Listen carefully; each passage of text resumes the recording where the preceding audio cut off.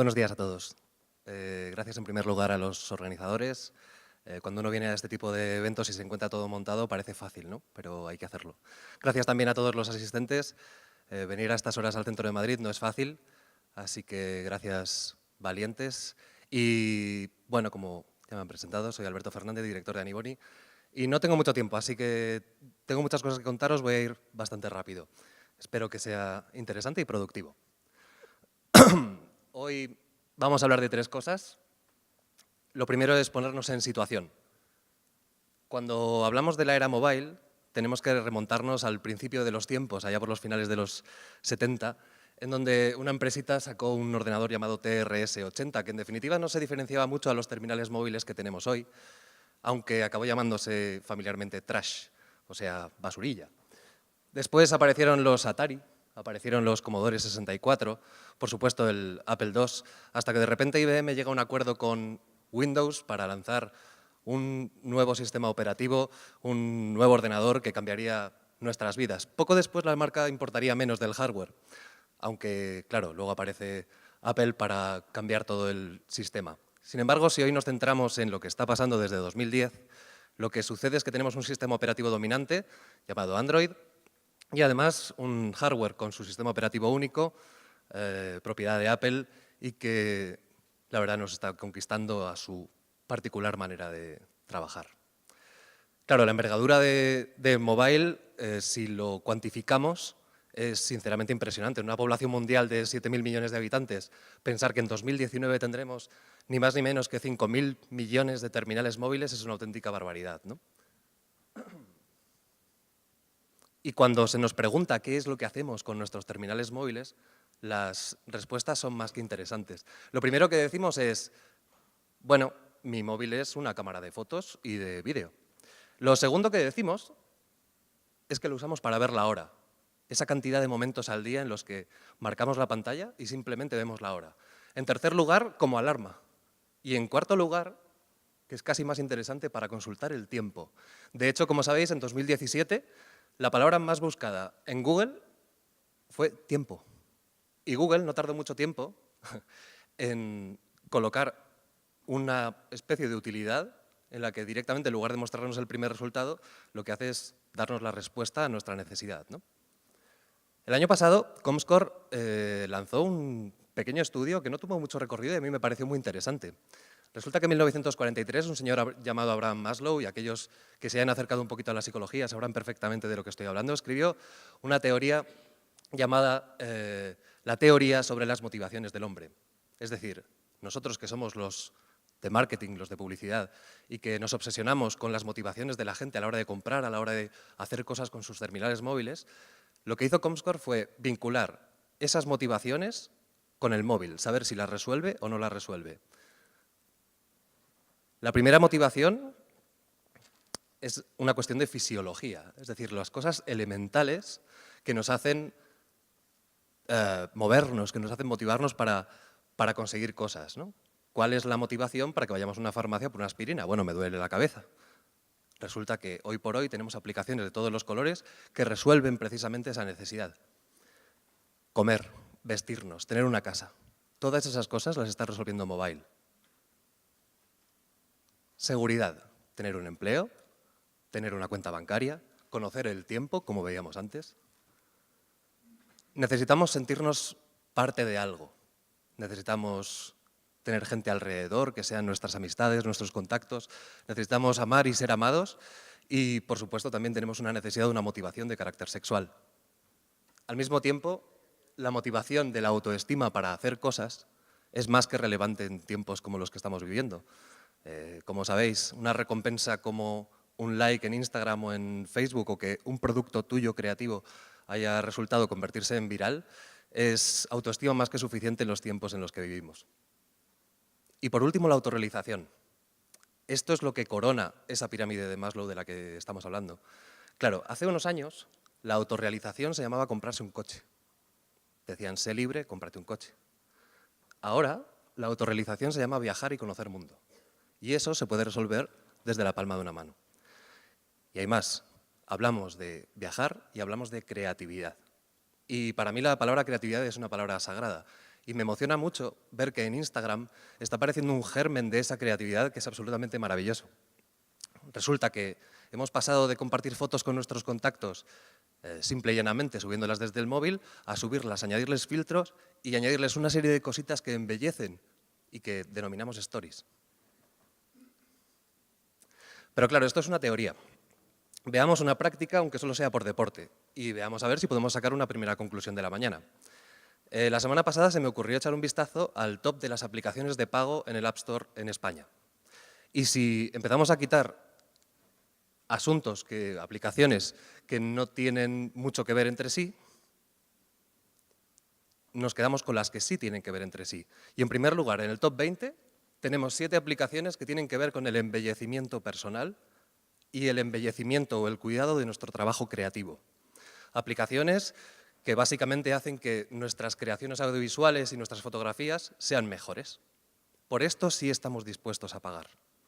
Por supuesto también por blanquearnos los dientes en las fotografías, por quitarnos las ojeras, por ser un poquito más guapos, por poner un poquito de estrellitas alrededor que se muevan.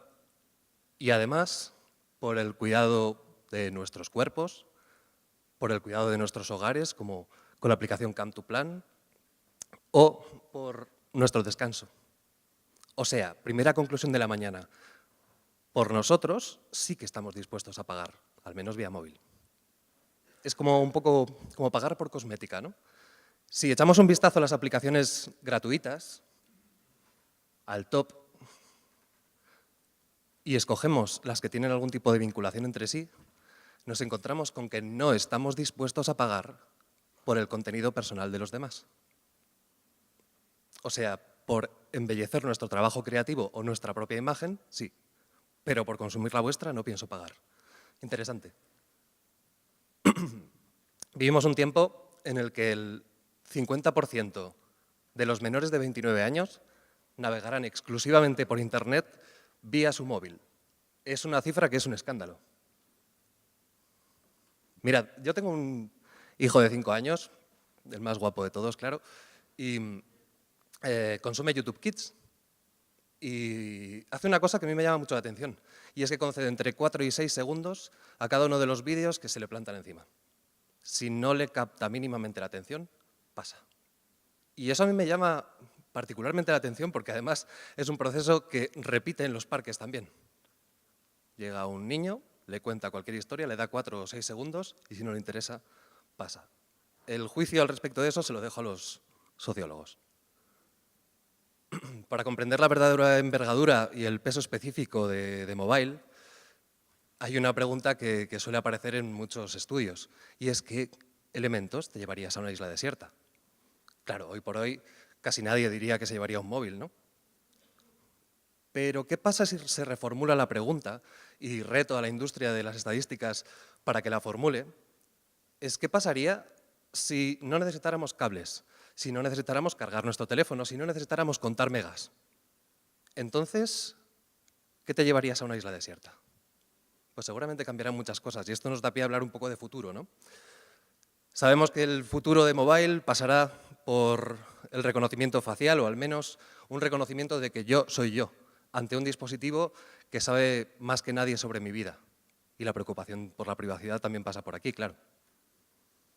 Realidad aumentada. Ya se están testando muchísimas cosas y muchísimas activaciones en el sector del retail, sin embargo lo más interesante está apareciendo en el área de la medicina. Bueno, cuando se nos rompe un teléfono móvil, sentimos, ¿verdad?, como si se nos partiera un brazo, como si se nos cayera el alma. Y de repente tienes a tu móvil que parece que lo mimas como si fuera un gatito, diciendo, se le ha roto la cara, ¿no? Bueno, ya se están trabajando los teléfonos indestructibles. Se está trabajando con el zafiro, con el grafeno. Nuestros teléfonos no se romperán. Y no necesitarán carga. Se está trabajando ya en la energía solar, en la energía cinética. Se cargarán con nuestro propio movimiento, incluso con hidrógeno. Y, por supuesto, el futuro tiene pinta de asistentes virtuales. Por cierto, nota importante de cara al sector mobile. Las primeras encuestas que se están realizando en los primeros estudios en Estados Unidos dicen que todo aquel que dispone de un asistente virtual en su casa utiliza menos su móvil. Claro, la comodidad del sofá para hacer una compra con la voz es más que interesante, ¿no? Así que si volvemos a la gráfica con la que empezaba esta conferencia, y la aplastamos, con perdón, y pensamos en qué pasará mañana, pues a lo mejor lo de mañana no sabemos qué es, pero sí sabemos a qué huele, ¿no? Y seguro que tendrá componentes como asistentes virtuales mucho más avanzados. Podremos hablar de inteligencia. Y seguramente tendrá todos los elementos anteriores. No sabremos si será un dispositivo conectado o lo llevaremos incorporado. Desde luego estaremos ahí para verlo, porque es inminente. Más cosas. La semana pasada estuve tomando un café con una importante directiva del sector de las telecomunicaciones y cuando hablaba con ella me decía, mira, Alberto, es que cuando viene a verme alguien de una agencia y empieza con estrategias 360, es que automáticamente se cae con todo el equipo. En mi cabeza parecía, bueno, esto es Kill Bill en persona, ¿no? ¿Cómo que si te cuentan estrategias 360 se te cae? Dices, sí, es que no está resolviendo todas las necesidades que de momento no sé exactamente cuáles son, pero no me funcionan. Digo, bueno, pues acaba de cepillarse toda una teoría al respecto de lo holístico, ¿no? Una teoría que apenas tiene 15 años y la ha fusilado. Y que hay un cliente muy importante que dice que no le está resolviendo las cosas. Porque claro, seguíamos hablando y decía, mira, mi cliente se levanta por las mañanas con la alarma de su móvil. Y lo primero que hace es consultar su teléfono, los WhatsApps que le han llegado por la noche, los likes en Instagram, lo que ha publicado su cuñada, un mensaje, un email o incluso los primeros correos del trabajo. Después desayuna y se lee las noticias, o incluso manda algún mensajito. Después se mete en el metro y tengo a mi cliente a apenas 20 centímetros de distancia. ¿Cómo es posible que le estemos facilitando la misma oferta que por la noche? Si lo tengo a solo 20 centímetros de distancia, lo tengo punto a punto, puedo casi susurrarle al oído un mensaje al respecto de lo que quiero que sepa de mí. Y sin embargo, la oferta desde nuestra empresa sigue siendo exactamente la misma a las 24 horas del día. ¿Cómo es eso posible? Estamos trabajando y nuestra conexión con el móvil es intermitente. Estamos todo el día echando un vistazo a ver el WhatsApp que me llega del grupo no sé qué, los papis de la guardería. Sí, solo que con un elemento importante. Por un lado, hay que trabajar y por otro, no está muy bien visto si tu jefe pasa por detrás y te ve whatsappeando con los colegas y echándote unas risas, ¿no? Así que también hay un componente de miedo. Entendamos el contexto del usuario. Nos vamos a comer con los compañeros de trabajo y entre los que hacen la fotografía al plato y los que comentan el vídeo que ha recibido en WhatsApp, la imagen que ha publicado no sé quién en Instagram, se mueven los móviles, se lo enseñan, tal. Tenemos una oportunidad de usuarios físicamente compartiendo contenido, ¿no? Es más, hoy por hoy ni siquiera hace falta ser divertido. Puedes pertenecer a un grupo en donde se manden cosas divertidas para de repente ser centro de atención en una convención social. Volvemos del trabajo y es muy fácil encontrarte una imagen como esta, ¿no? Diciendo, ay tía, pues es que me ha llegado un mensaje de Jonathan que me ha dicho que me quiere, que no sé qué, no sé cuánto. Compartiendo contenido a través de sus pantallas móviles. Estamos por la noche viendo la televisión y hace ya muchos años que empezamos a hablar del multitask. Hace muy poco tiempo que empezamos a ser conscientes de que estamos viendo la tele y aupamos a que suba Trending Topic ese programa tan visto, ¿no?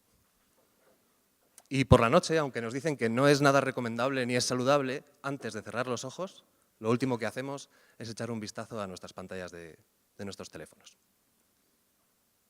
Esto es lo que Google denomina micromomentos y seguramente todos ya sabéis de qué estoy hablando. Esto cambia muchas cosas. Si tenemos a una generación de gente dispuesta a navegar solamente por sus móviles, conectada permanentemente, que según Google se conecta entre 200 veces al día y 225 veces, en conexiones de entre 8 segundos y 1 minuto, lo que Google denomina micromomentos y lo que denomina touch points. O sea, resulta que el funnel de conversión que teníamos los de marketing, que decía, bueno, yo le mando un email, luego cliquea, llega a una landing page, de esa landing page da sus datos y luego le llamamos desde call center y lo convertimos en cliente. Vale, ese funnel que ocupaba apenas 10-15 centímetros en nuestra pantalla de PowerPoint, ahora resulta que ocupa 3 metros porque está lleno de centenares de touch points posibles, de puntos de contacto con la marca. Para diseñar una estrategia en Anibone, a mí me gusta mucho pensar como piensa la Reina Roja de Alicia en el País de las Maravillas, que supongo que todos habréis visto la película. Ella dice una frase colosal. Entretenedme. Ya no. El usuario, nosotros, somos un poco así. Estamos viendo Twitter y de repente un tuit de marca. Entretenedme, ya no. Y ese ya no está cargadísimo de crueldad. Hay alguien, hay un community manager, una agencia que se ha currado de verdad ese copy. De repente nos salta un anuncio de publicidad de cualquier tipo mientras estamos viendo un vídeo y automáticamente, si existe la posibilidad de pasarlo, lo pasamos y dices, joder, aquí hay un montón de gente que se ha trabajado este mensaje. El entretenedme ya no es realmente útil para elaborar cosas que sean directas. Y por eso, Google, a sabiendas de que no somos nada pacientes, coloca esto para la versión mobile. Ya no hay ese clásico 1, 2, 3 de la paginación de Google, porque no vamos a esperar a la segunda página. No, vamos a scrollear. Más resultados. Esto ya se ha estado testando y ya se ha implantado en todas las versiones móviles. Entonces, ¿cómo vamos a desarrollar una teoría de marketing o cómo vamos a desarrollar estrategias si los usuarios son impacientes y además toman decisiones apenas unos momentos antes de realizar la compra? Es prácticamente imposible de desarrollar, a no ser que empecemos a darle serias vueltas al asunto. Y aquí ha aparecido el señor Bryan con su teoría del human to human, que era algo que ya más o menos todos nos olíamos, pero que él ha verbalizado. Claro, lo que este señor está diciendo es que si un humano habla a otro, no le puede hablar, si estamos cara a cara, así. Si queremos comunicar un contenido, tendremos que diseñar interfaces que realmente muestren el contenido. Y entonces a lo mejor hay cosas que no hacen más que entorpecer.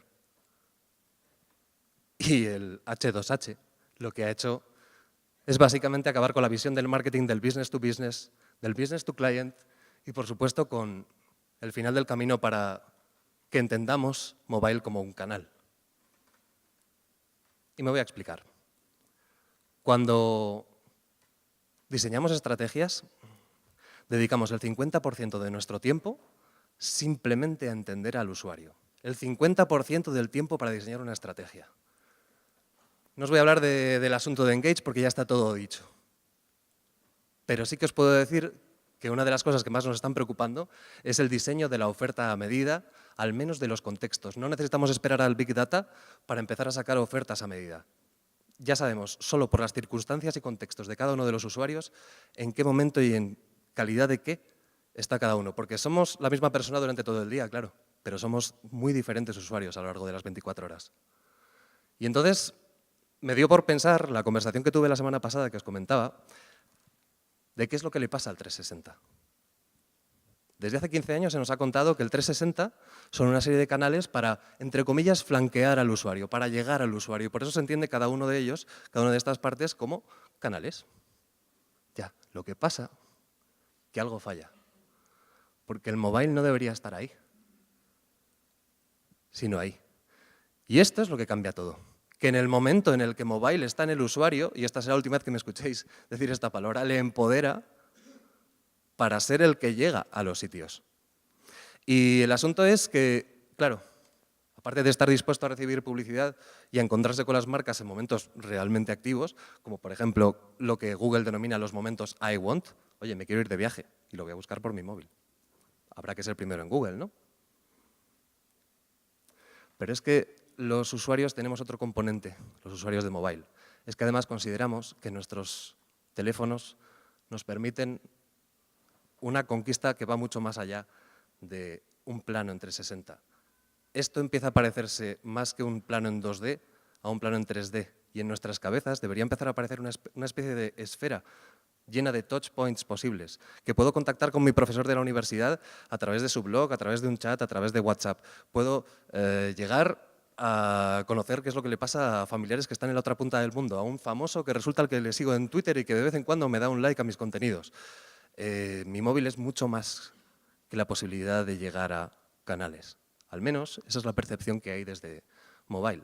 Si tuviéramos que hacer un primer acercamiento estratégico, lo haríamos así. ¿Qué tal si por una vez partimos de mobile hacia todo lo demás? Si todo tiene que tener una perspectiva mobile. Si todo lo que veíamos antes y todos los componentes, los owned media, los earned media, los paid media, todas las plataformas que existen, tuvieran un enfoque desde mobile. ¿Cómo se soluciona esto? Porque empieza a parecerse a un caos. Bueno, pues Google de nuevo el año pasado ya nos dio las soluciones para esto. Dijo, hay que estar ahí, hay que ser útil y hay que ser rápido. Claro, ser rápido para lanzar una oferta requiere una comunicación interdepartamental dentro de las empresas que casi lo cambia todo, que la comunicación interna pasa a ser otra cosa, un instrumento más de velocidad en las empresas. No es una opción ser primero en Google, no es una opción ni siquiera que en el momento en el que suba un trending topic interesante para una marca porque coincide con valores, sacar un tuit inmediatamente, pero no cualquiera, sino un tuit que aparezca en la sección de destacados. Porque aparecer en los últimos tweets que se están lanzando no sirve apenas de nada.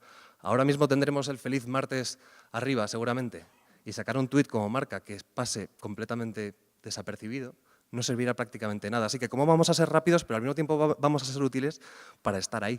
Y no de cualquier manera, claro. Esto, si lo tengo que decir en cristiano, se dice así. Llegan en una empresa y dicen, vamos a hacer una web donde colocar todos nuestros productos y así podremos llegar muy bien al usuario. ¿Qué tal si la formulamos de otra manera? ¿Qué tal si empezamos a pensar en cómo se consumirá mi web desde mobile? Esto, que parece una pregunta que es una auténtica chorrada, no hay más que navegar por Internet en las webs mobile y en las webs no mobile. Y veremos cómo grandes compañías, grandes organizaciones, todavía nos están formulando una pregunta tan extraordinariamente sencilla. Hagamos un spot.